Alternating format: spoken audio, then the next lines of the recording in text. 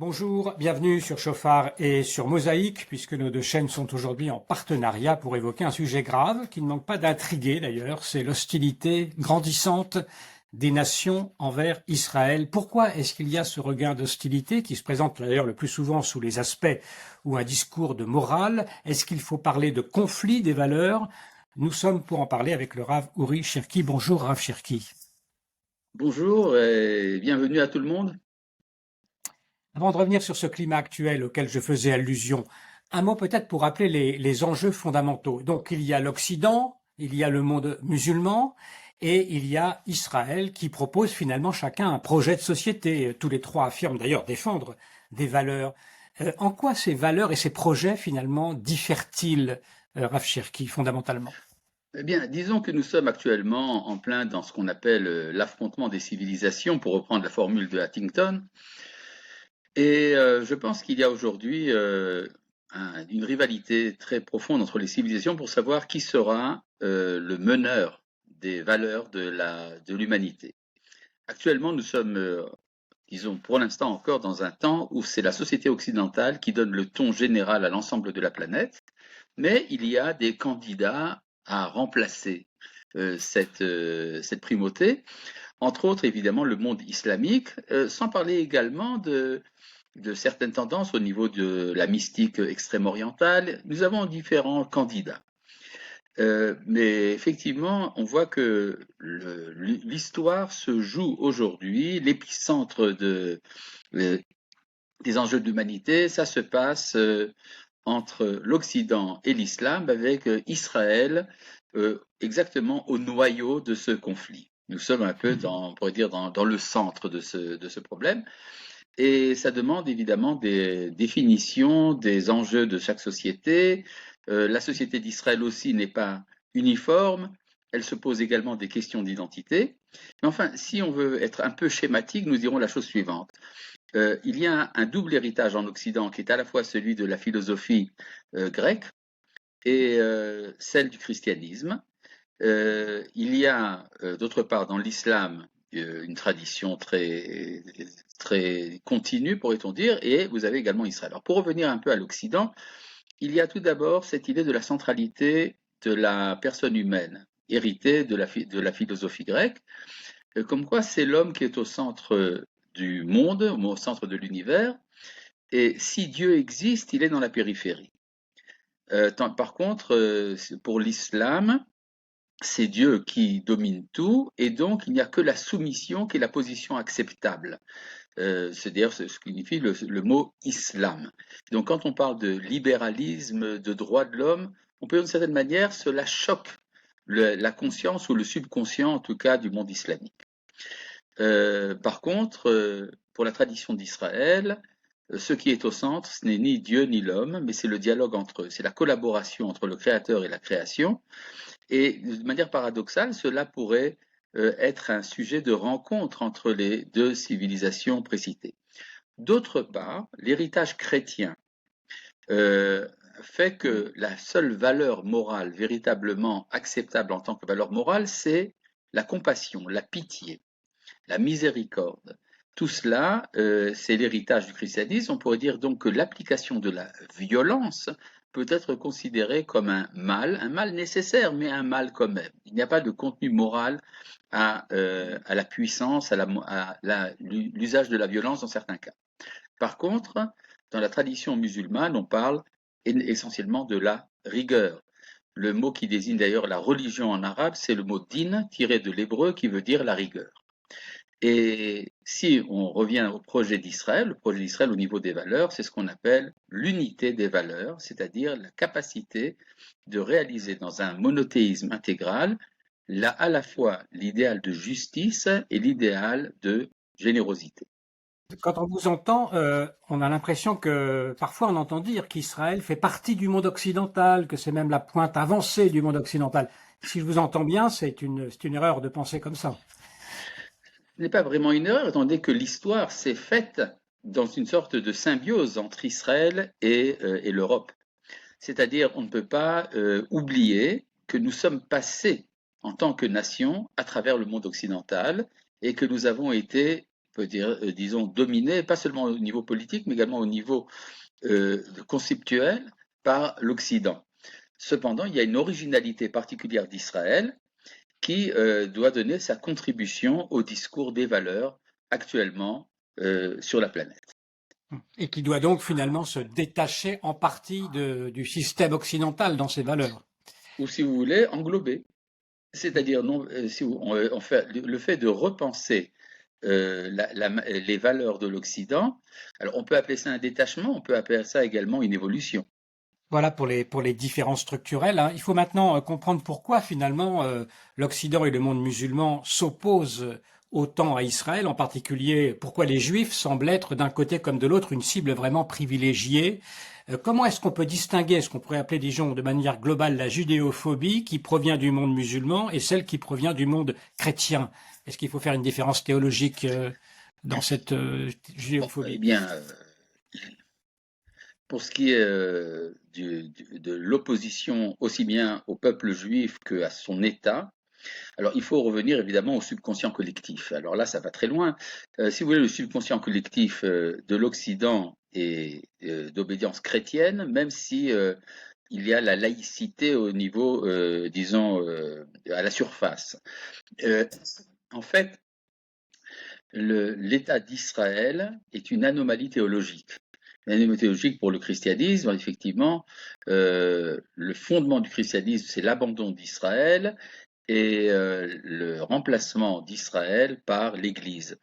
Et donc, à partir du moment où Israël agit comme une identité indépendante, comme étant un événement biblique en pleine modernité, cela pose problème. Et donc, il va y avoir une tentative de comprimer ce phénomène en faisant dépendre l'État d'Israël de la bonne volonté de la communauté internationale. C'est un peu ce que reprochait déjà le général de Gaulle à l'État d'Israël, d'avoir osé prendre ses décisions par lui-même, alors que théologiquement, en fait, il devrait dépendre du monde occidental. Alors, et pour ce qui est de l'islam, ce n'est pas vraiment la même chose, par une raison très simple, c'est que dans la tradition islamique, il est question du retour d'Israël en fin d'histoire, mais là aussi, il y a, disons, une sorte de, non pas de remplacement, mais de substitution de l'islam à la tradition prophétique d'Israël.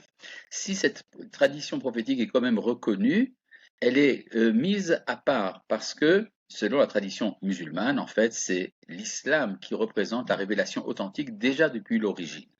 Et donc, cette apparition d'Israël en tant qu'entité qui aurait quelque chose à dire au niveau des valeurs choque également la conscience musulmane dans les recoins les plus secrets de son inconscient. Voilà. C'est pour ça que des deux côtés, on peut avoir l'impression qu'il y a parfois des tentatives d'effacement d'Israël pour Oui. pouvoir D'un autre, justifier oui. le principe. Mais évidemment, rappelons quand même une chose, c'est que quand il y a une évolution morale dans le monde, et cette évolution est figurée entre autres par l'entreprise d'Israël, alors il y a une frustration de ceux qui n'y participent pas. Et donc l'opposition disons, à la synthèse dialectique réussie que représente Israël devient de plus en plus forte. Mais c'est comme, si vous voulez, un phénomène psychologique qu'on voit chez une femme qui accouche. Euh, L'accouchement et sa réussite d'une certaine part, mais d'autre part, ça rejette la mère dans la génération du passé. On peut dire que Israël a été le produit de l'histoire humaine et que cette histoire humaine se sent disqualifiée à partir du moment où cela réussit. Et donc, il y a ici un phénomène qu'il faudrait analyser quasiment au niveau psychanalytique et qui prend des proportions paroxystiques et qui est extrêmement inquiétante, étant donné les tensions qui remplissent non pas seulement les relations envers Israël, mais le monde entier. Alors, je voudrais revenir sur l'antisémitisme, on va dire, de l'Occident, et de l'Occident chrétien. Je voudrais rappeler une phrase du pape dans son dernier livre qui s'appelle «L'espérance ne déçoit jamais». Il dit que, parlant du génocide, hein, il se prononce pas vraiment est-ce qu'il y a un génocide ou pas, mais il dit voilà ce qu'il dit. D'après certains experts, ce qui se passe à Gaza a les caractéristiques d'un génocide et il conviendrait d'étudier cela attentivement pour déterminer si ça correspond effectivement à la définition technique qui a été formulée par les juristes et par les organismes internationaux. Donc c'est une façon de dire sans dire sur ce point-là. Et le pape se retranche derrière finalement les instances internationales, le droit international. Pourquoi le droit joue-t-il un tel rôle aujourd'hui dans la délégitimation d'Israël, le droit international? Tout simplement parce que c'est la couverture qui permet justement de justifier sans danger un antisémitisme viscéral. Je pense que la phrase du pape est extrêmement perfide, c'est-à-dire qu'elle fait supposer cette idée que celui qui a été la victime principale du génocide organisé par l'Occident, pas seulement par l'Allemagne, mais en fait par le monde occidental dans son ensemble, en fait cette victime, ça serait elle la coupable. Il y aurait ici donc cette tentative de se débarrasser d'une culpabilité extrêmement pesante sur l'Occident en rejetant la balle du côté de la victime. En fait, il est presque, je pense qu'il n'est même pas nécessaire de rejeter les arguments en tant que tels. C'est-à-dire, il se passe quelque chose d'assez extraordinaire. Quand vous avez une nation attaquée qui se défend et qui, malgré tout, donne une aide humanitaire absolument exorbitante à ses ennemis et fait tout son possible pour ne pas porter atteinte aux populations civiles qui sont mises comme boucliers vivants par l'ennemi, euh, et quand on accuse justement cette entité, je parle ici de l'État d'Israël, de génocide, en fait, il y a ici on est en plein 1984 de George Orwell. C'est-à-dire, c'est le bien qui est le mal qui est le bien. Je pense que nous sommes arrivés ici à un point extrêmement crucial de l'histoire humaine dans laquelle les conflits sont jugés au niveau des valeurs. Or, inverser le bien en mal et le mal en bien peut servir, en fait, va servir de jugement des nations. Vous savez, le Talmud parle déjà d'un jugement des nations dans l'aboutissement de l'histoire, et il est surprenant de voir que ce jugement est clivé autour de la relation envers Israël. Israël en tant que porte-parole des valeurs de la morale humaine. Et donc, ce discours du pape s'insère tout à fait justement dans cette mise en accusation de la tradition occidentale. Voilà, justement, j'aurais aussi parlé de la phrase du président français, hein, on ne défend pas la civilisation en semant soi-même la barbarie. Et ça, c'est une opinion qui est assez partagée hein, en Occident, enfin en tout cas en France, dans l'opinion. C'est quand même des gens qui le pensent, c'est-à-dire que c'est une morale qui est réinventée sur cette déviation dont vous parlez. Est-ce que c'est un conflit de morale finalement, un conflit de moralité? Absolument. C'est-à-dire que refuser l'usage de la violence contre la violence, en fait, est tout à fait immoral. C'est-à-dire, si on revient, disons, au thème biblique, par exemple, de Caïn et Abel, euh, Caïn est le violent, Abel refuse la violence, et donc il devient la victime. Et cela aboutit à la naissance d'un troisième fils chez le premier homme et la première femme. Il s'agit de Seth. Or, Seth est un remplaçant de Abel, mais un Abel qui ne se laisse pas faire. Et donc, appliquer la violence face à celui qui utilise la violence comme idéologie, cela fait partie de la justice. C'est une responsabilité morale. Quand on refuse l'application de cette violence, c'est là qu'en fait on compose, qu'on le veuille ou non, avec les méchants. J'aurais parlé aussi peut-être à Cherki, puisque c'est d'actualité assez récente, ces mandats d'arrêt qui ont été émis contre le Premier ministre et son ancien ministre de la Défense pour crimes contre l'humanité, en même temps que le dirigeant militaire du Hamas. Là, il y a une mise à égalité aussi des victimes et des agresseurs. Ça va très loin, ce droit international, puisqu'Israël, le Premier ministre, ne peut plus se déplacer dans certains pays, ce qui pose et peut poser des problèmes, effectivement, par rapport à la suite de l'histoire. À nouveau, il est fascinant de voir comment ces phénomènes correspondent à des projections déjà de nos maîtres. Il y a dans le Talmud, donc il y a près de 1600 ans, on a prévu justement que viendrait un temps où lorsque se décideraient les conflits internationaux entre les grandes puissances, c'est à ce moment-là et que Israël sera mis en accusation. Et effectivement, le fait qu'on en soit arrivé à ce qu'une cour internationale défende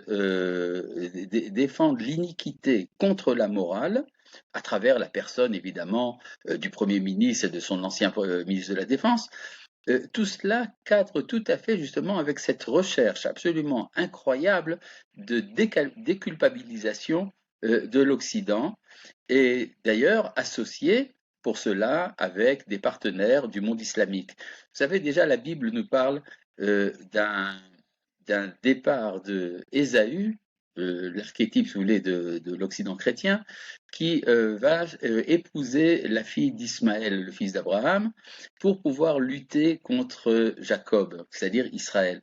Et c'est-à-dire qu'il y a une manière propre de faire le mal. Quand on est en Occident, on ne peut pas attaquer directement Israël, ça serait de la sauvagerie inacceptable. Alors on va se servir d'Ismaël interposé pour pouvoir le réussir. Or, c'est exactement ce qui s'est passé dans la Cour internationale où on va présenter l'agresseur Ismaël comme étant la victime et pour pouvoir en finir finalement avec cette suprématie morale d'Israël. Alors, essayons de rester optimiste, Rav Cherki. On sait que la tradition juive parle d'un temps où les nations vont reconnaître le rôle d'Israël, vont accepter son message. Manitou disait notamment, nous restons fidèles à la certitude qu'à la fin des temps, les nations du monde seront comme les tribus d'Israël, et Israël sera comme la tribu de Lévi pour la reconstruction de l'unité, la réalisation du programme fondamental d'Israël et de l'humanité. Retour d'Israël, espérance du monde, pour reprendre la phrase d'Abraham Livni.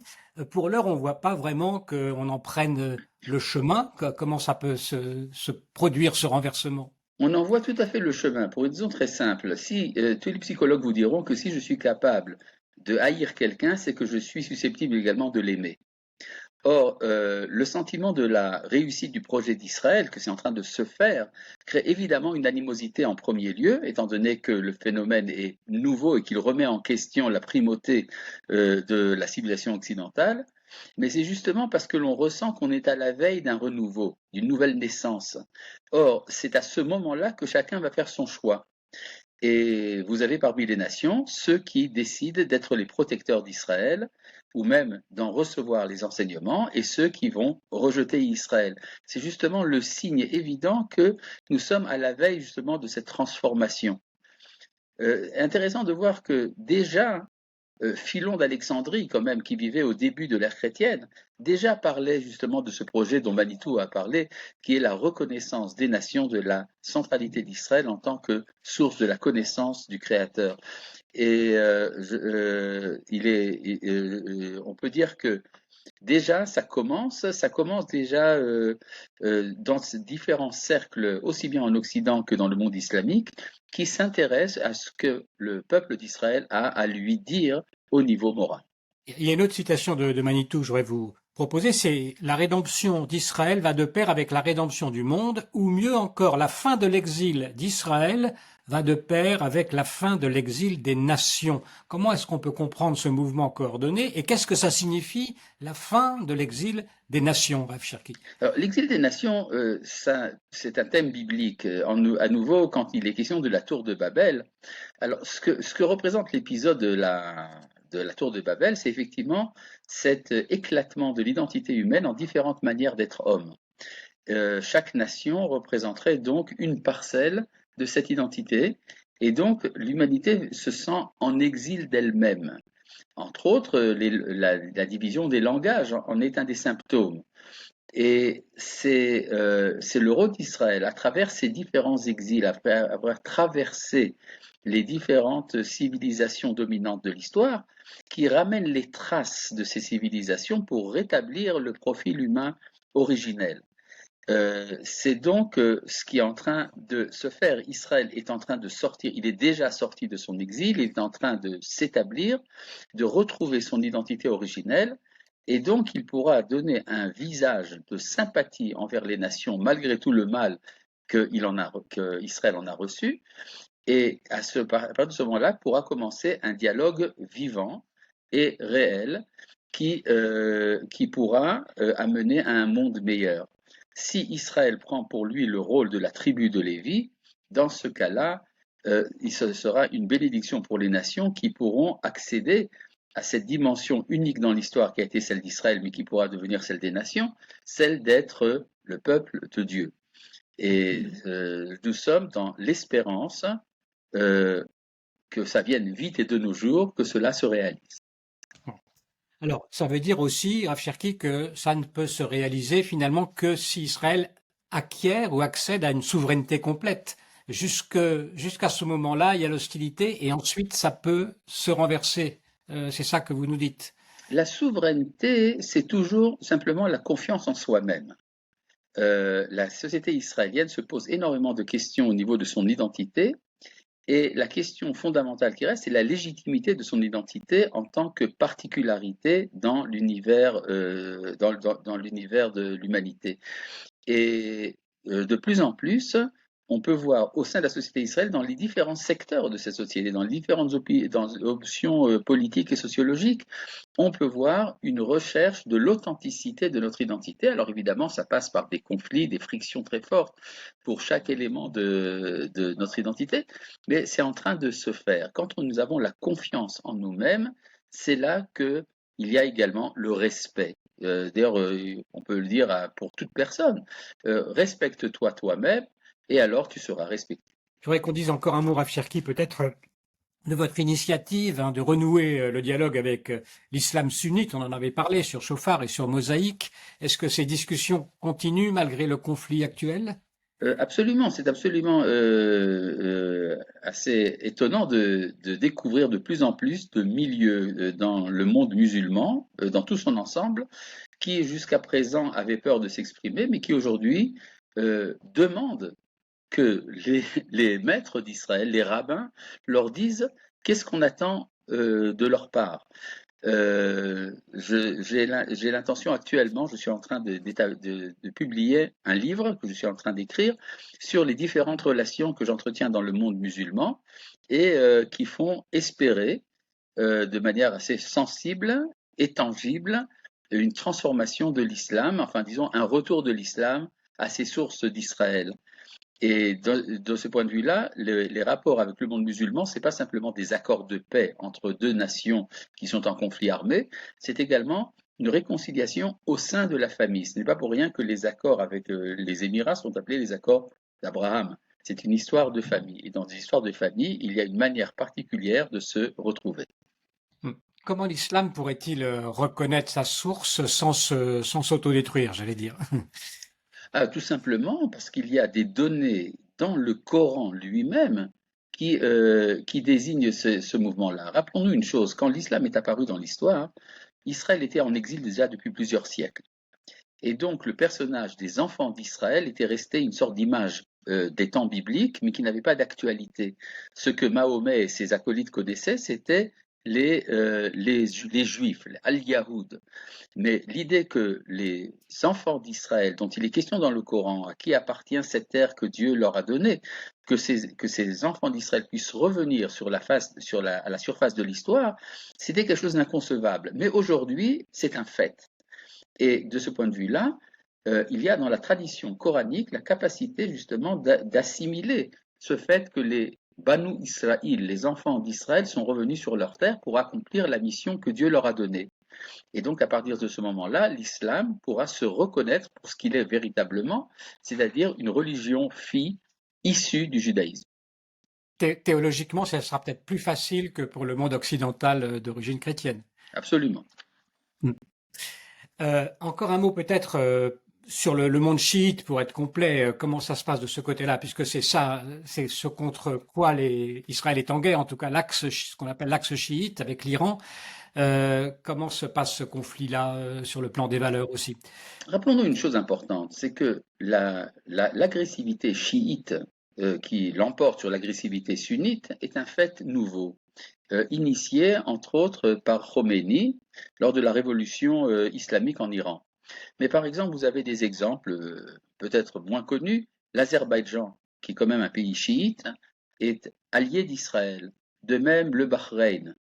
C'est-à-dire que vous pouvez avoir des options chiites qui ne seraient pas agressives. Pour l'instant, c'est encore très loin. et ça ne sera réglé qu'après le règlement du conflit israélo-iranien qui engagera sur le plan moral Israël à agir. Est-ce que vous pensez que nous acheminons vers une montée aux extrêmes dans ce conflit entre Israël et l'Iran? On parle de riposte, de bombardement, d'opérations pour détruire les sites nucléaires. Et comment vous voyez la suite? Bon, je ne suis pas spécialiste militaire, mais disons qu'avec une réflexion banale d'un homme disons, comme tout le monde, c'est inévitable. C'est inévitable. Il y aura sans aucun doute un affrontement dont la dimension sera gérée, évidemment. Avec un effondrement de ce régime hostile aujourd'hui. C'est inévitable également, c'est l'intérêt non pas seulement d'Israël, c'est l'intérêt du monde libre dans tout son ensemble. Rav Cherki, merci infiniment d'avoir ainsi éclairé à la fois les fondements de cette lutte de civilisation, de ce combat de civilisation, et aussi notre actualité la plus immédiate. Merci infiniment et merci à Retrouvons-nous dans tous. un monde meilleur. Merci beaucoup. Merci.